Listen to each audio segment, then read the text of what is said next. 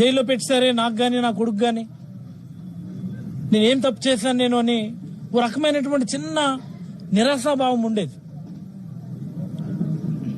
ఆ రెండో రోజునే దాసన్ వచ్చారు జైలుకి నాకు ములాఖత్ పెట్టుకొని కలవడానికి. అదే సందర్భంగా ప్రసాద్ సార్ సందేశం కూడా నాకు చెప్పారు, నాకు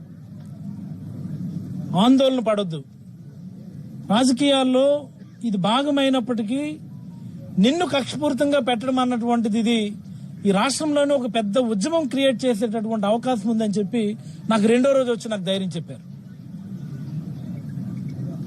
నేను ఆలోచించుకుంటూ ఉండేవాడిని, నేను ఎలాగా ఏ మాదిరి ఉద్యమం అవుతుంది అని చెప్పి.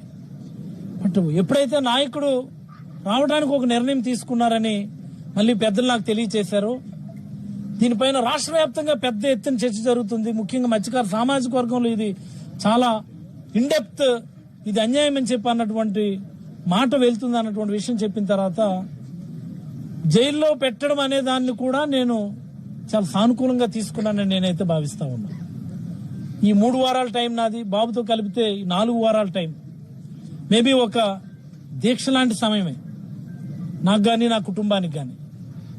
మరి ఈ సందర్భంలో నాకు ధైర్యం చెప్పి, నాకు వెన్ను తట్టి, నాకు అన్ని రకాలుగా సహకరించిన పార్టీలో ఉన్నటువంటి అందరికీ, ఒక చిన్న కార్యకర్త నుంచి రాష్ట్ర అధ్యక్షుడి వరకు, జిల్లా పెద్దల గురించి అయితే నేనైతే ఒకసారి ప్రత్యేకంగా చెప్పదలుచుకున్నాను.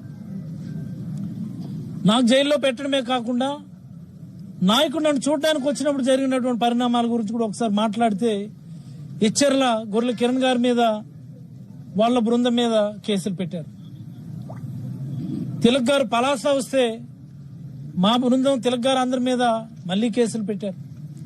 ఆ జిల్లా పార్టీ అధ్యక్షులు అలాగే ప్రసాద్ సార్ వాళ్ళ అబ్బాయి మీద, వాళ్ళందరి మీద కూడా కేసులు పెట్టారు. మరి ఆమ్దాల వలస చింతాడు రవి వాళ్ళు అందరు బృందాన్ని అయితే ఏకంగా మళ్ళీ వాళ్ళను కూడా నాతో పాటు జైలు సహచరులుగా అక్కడ పంపించినటువంటి సందర్భం. ఇవన్నీ ఇన్ని చేయడానికి కారణం ప్రజల్లో వచ్చినటువంటి ఆ నిరసన జ్వాలని ఈ ప్రభుత్వం తట్టుకోలేకపోతుందేమో అని నేను అభిప్రాయపడతా ఉన్నాను. కూటమి నాయకులకి అది కంటగింపుగా ఉందేమో అని నేనైతే అభిప్రాయపడతా ఉన్నాను.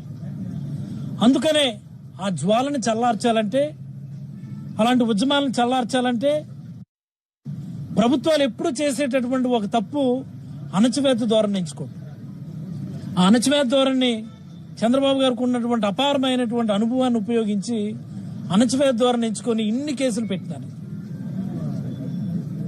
అది చాలదన్నట్టు ఏకంగా ఒక రాష్ట్ర ముఖ్యమంత్రి స్టేషన్ హౌస్ ఆఫీసర్లతో రివ్యూ తీసుకోవడం అన్నటువంటిది దేశ చరిత్రలో ఎక్కడ లేదు. అసలు దేశ చరిత్ర ఇది మొట్టమొదటిసారి స్టేషన్ హౌస్ ఆఫీసర్లతో, హెచ్ఓడీస్ అంటాం, హెచ్ఓడీలను కాదని, అట్లీస్ట్ లేదా జిల్లా ఆఫీసర్లు కాదని, ఒక ఎస్ఐ స్థాయి అధికారితో రాష్ట్ర ముఖ్యమంత్రి రివ్యూ పెట్టుకోవడం అన్నటువంటిది దేశ చరిత్రలో ఇది ప్రథమం. ఇది అంటే చంద్రబాబు గారు ఈ కూటమి నాయకులు ఎంచుకున్నటువంటి మార్గం ఏంటంటే మరింత అణచివేత ధోరణిలోకి మేము వెళ్తాము అని చెప్పి చాలా స్పష్టంగా మెసేజ్ ఇస్తా ఉన్నారు. చంద్రబాబు గారు గుర్తుపెట్టుకోవాల్సిన విషయం ఒకటే, ఎక్కడైతే అణచివేత తీవ్రమవుతుందో, ఎక్కడైతే అణచివేత తీవ్రమవుతుందో అక్కడ తిరుగుబాటు కూడా అంతకు మించి ఉంటుందన్న విషయాన్ని చంద్రబాబు గారు గుర్తుపెట్టుకోవాలి. ఇప్పటికే రాష్ట్ర వ్యాప్తంగా రాష్ట్ర ప్రజల్లో ఉన్నటువంటి తిరుగుబాటు స్వరాలు మనం వింటూనే ఉన్నాం. నిన్న కర్నూలు వెళ్ళినప్పుడు ఆ ప్రాంతంలో ఉన్నటువంటి ప్రజల యొక్క గర్జన ఎలా ఉందో మనం చూసాం. అంతకుముందు దేవరపల్లి రాజమండ్రి వచ్చినప్పుడు రైతుల్లో గర్జన ఎలా ఉందో చూసాం మనం. మరి మన ఉత్తరాంధ్ర ప్రాంతానికి వచ్చినప్పుడు ఇంత సుదీర్ఘమైనటువంటి హైవేలో ఒక రోడ్ షో అన్నటువంటిది నాకు తెలిసి దేశ నాయకుడు ఎవరు కూడాను చేయలేనటువంటి ఒక గొప్ప యాత్ర అది. ఇవన్నీ ప్రజల్లో ఉన్నటువంటి ఆ నిరసన స్వరానికి ఓ నిదర్శనంగానే మనం భావించాలి. వైఎస్ఆర్ కాంగ్రెస్ పార్టీకి, మరి ముఖ్యంగా ఈ రాష్ట్రంలో ఉన్నటువంటి సాధారణ ప్రజలకి మంచి రోజులు వచ్చినట్టే మనం భావించాలి. మనం కేవలం ప్రతిపక్షంలోనే ఉన్నాం తప్ప మరికొద్ది రోజుల్లో మన నాయకుడు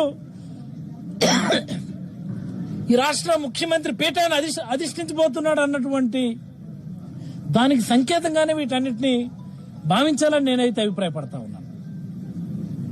నేను జైలుకి వెళ్ళాను అన్నటువంటి మాటే గాని నా కోసం ఇంతమంది మా నియోజకవర్గంలో ఉన్న పెద్దలు, జిల్లాలో ఉన్నటువంటి పెద్దలు, రాష్ట్రంలో ఉన్నటువంటి అన్ని వర్గాల వాళ్ళు, మరి మా నాయకుడు,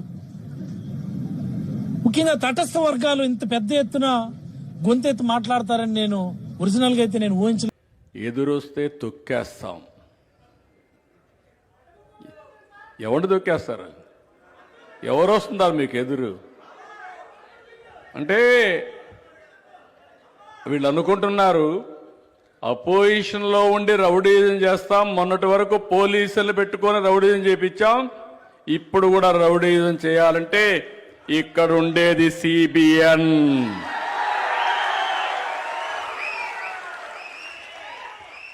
మీరెళ్ళండి, పరామర్శించండి, ఇష్యూ చెప్పండి. నాకు శక్తి ఉంటే ఆ సమస్య పరిష్కారం చేస్తా, ప్రజలకు సమాధానం చెప్తా, కన్విన్స్ చేసుకుంటా. కానీ ఆ పేరుతో రౌడీజం చేస్తా, రుబాబు చేస్తా, పోలీసులపైన దాడి చేస్తా, ఇష్టానుసారంగా నోరు బారేసుకుంటారంటే నోరు మూయించే సత్తా తెలుగుదేశం పార్టీకి ఉంది. నేను డెమోక్రటిక్ గా పోతాను, బలహీనత కాదు. మీరు గుర్తుపెట్టుకోవాలి. తప్పు చేసిన వాడిని నేను ఎప్పుడు కూడా ఒకటి గుర్తుపెట్టుకోండి. 96, 97లో రాష్ట్రంలో ఎన్ని సమస్యలు తమ్ముళ్ళు? ఒక పక్క తీవ్రవాద సమస్య, ఒక పక్క ఫ్యాక్షన్ రాజకీయాలు రాయలసీమలో, హైదరాబాద్లో కమ్యూనల్ వైలెన్స్, గల్లీకి ఒక రౌడీ, ఊరికి ఒక రౌడీ. ఒకటే చెప్పాను, ఈ రాష్ట్రంలో అన్ని సమస్యల పరిష్కారం చేస్తాను. నా కమిట్మెంట్ అంతా కూడా ప్రజా సంక్షేమం, ప్రజల ఆస్తులకు రక్షణ, మా ఆడబిడ్డల శీలాన్ని కాపాడే బాధ్యతను తీసుకుంటానని చెప్పాను.